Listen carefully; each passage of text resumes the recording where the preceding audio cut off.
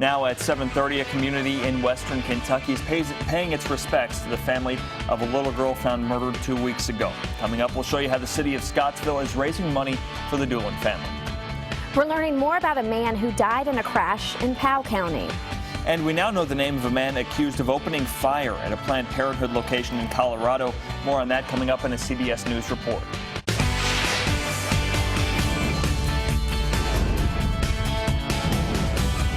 This is WKYT This Morning. Good morning. Happy Saturday to you, everybody. I'm Sean Moody.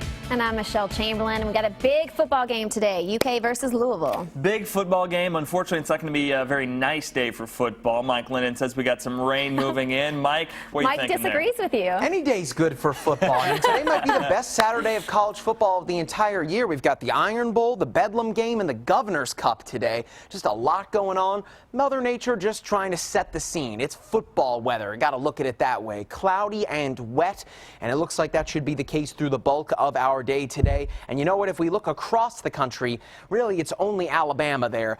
The site of the Iron Bowl not getting in on the action. The Bedlam game, in fact, in Oklahoma could be looking at some wintry mix. But for us in Kentucky, just looking at some rainfall moving into the afternoon. And the good news is the cloud cover should keep us relatively warm. There's not going to be much sunshine. So what you're seeing right now, that's pretty much as good as it's going to get. The upper 50s, which again is warmer than normal for this time of year. But it's not just today that we'll be dealing with the wet weather and the clouds. Looks like tomorrow as well as the start of the work week. Coming up, I'll put the weekend and the upcoming work week in motion and take you through it hour by hour. Mike, thank you. Happening today, a community in Mourning is paying its respects to a young child found murdered in western Kentucky 2 weeks ago. The city of Scottsville wants the family of Gabby Doolin to know their little girl isn't forgotten, so they'll be raising money for the family today. WKYT's Mike Byer is covering our top story this morning. Since 7-year-old Gabby Doolin was found murdered 2 weeks ago on November 14th, the town of Scottsville and other surrounding communities have offered emotional support to the Doolin family. The support will grow even more this weekend. At 11:45 this morning, the community will host a Ride for Gabby motorcycle fundraiser with 100% of the proceeds going to the Doolin family. Participants have been encouraged to wear pink in memory of Gabby. The ride will begin at the Harley-Davidson of Bowling Green and travel to the Port Oliver boat ramp in Scottsville. That's where the ride will end, but is the location where the Gabby Doolin fishing tournament will take place. The tournament starts at 8 a.m. with nearly half of the proceeds going to the family. At the conclusion of the tourney, nearly 60 items will then be auctioned off, with all of those proceeds going to the Doolins. Meanwhile, the man who is accused of killing little Gabby, 38-year-old Timothy Madden, he will be back in an Allen County District Court on December 2nd for a preliminary hearing. At the live desk, Mike Byer, WKYT. Mike, thank you. Investigators say an assistant director for Powell County Emergency Management has died in a crash. It happened yesterday afternoon on Campton Road in Powell County. State police say 24-year-old Tim Addison's SUV crossed the center line and hit a tractor trailer. The Powell County coroner says Addison died there at the scene.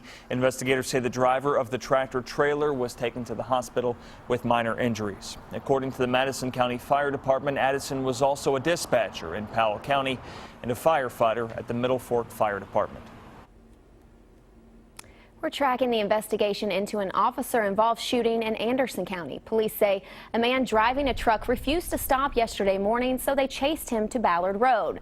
That's where police say the truck crashed into another truck. Police say the man they were chasing then pointed a gun at officers, so they shot him. The suspect was taken to UK hospital, but his condition isn't known. The driver of the truck that was hit was also taken to UK, where he's listed in fair condition. A gunman is in custody after police say he fired at officers and others at a Planned Parenthood office in Colorado. Yeah, at least 2 people were killed and several others injured. CBS's Karen Morfitt reports from Colorado Springs. A police officer and 2 other people were killed after a gunman opened fire at a Colorado Springs Planned Parenthood clinic Friday. All I can say is my heart's broken. This is a really tough situation for a lot of people in our community. Officers rushed people out of the building after police exchanged gunfire with the suspect. Ozzy Lacano was parked outside the Planned Parenthood building when he says he came face to face with the gunman. Oh, he was looking directly in my face and he was aiming for my head. I could see it in his eyes. And then that first bullet went right here in the hill. Police say the suspect, identified as 57-year-old Robert Deere, was arrested after a nearly 6-hour-long standoff. We did get officers inside of the building at the Planned Parenthood, and the officers were able to shout to the suspect and make communication with him. And at that point, they were able to get him to surrender. Police say the man carried a long gun into the building and then shot at several officers as well as responding SWAT team members. He then barricaded himself inside. We know that the suspect brought several items with him, and some of those are inside the Planned Parenthood building. At least 9 other people were injured, including 5 police officers. So far, police say they don't know the gunman's motive. Karen Morfitt for CBS News, Colorado Springs, Colorado.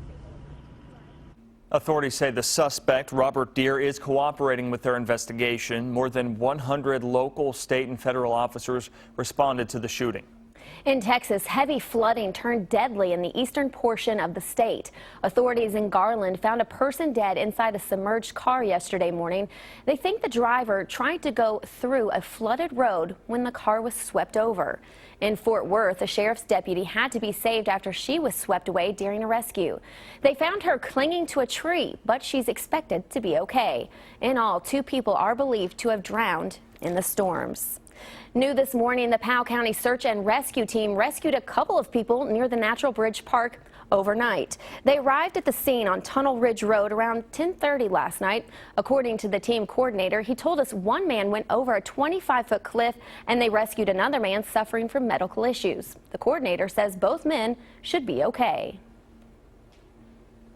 A Mercer County couple and their 2 dogs are recovering from quite the scare this morning after they had to make an emergency landing in their plane. Engine trouble forced Dean and Cindy Stoops to land their plane at a farm in Franklin County late Friday. Thankfully, no one was hurt. Quick action on the pilot's part helped get them down safely. Western approach Cessna 697 Echoes, engine out making emergency landing about 5 miles east of Kansas Airport. 793 Echo, mayday, engine out. The property owner is letting the Stoops keep their plane there until it can be fixed. Then the Stoops plan on flying it back to Capital City Airport, where it is usually stored. A Frankfort community is now asking for your help in supporting the family of a fire victim. 2-year-old Demetrius Johnson's family buried him yesterday. He died in a fire last week at the Country Hills Apartments in Frankfort. 2 members of his family are still recovering from serious injuries from that fire. And now the neighbors are stepping in to make sure the toddler's family has whatever they need for the holiday season. To find out how you can help, you can just go to our website, WKYT.com. A new report shows that Kentucky has the 3rd highest rate of female incarceration in the United States.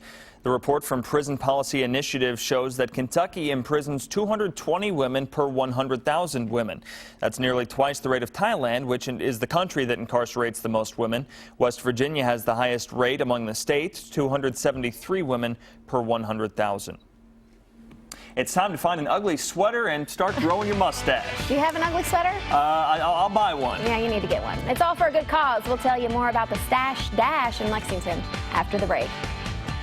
And active weather is here, and just in time for the Governor's Cup coming up. I'll take you through the day and show you where we can expect to find the rain in the Commonwealth.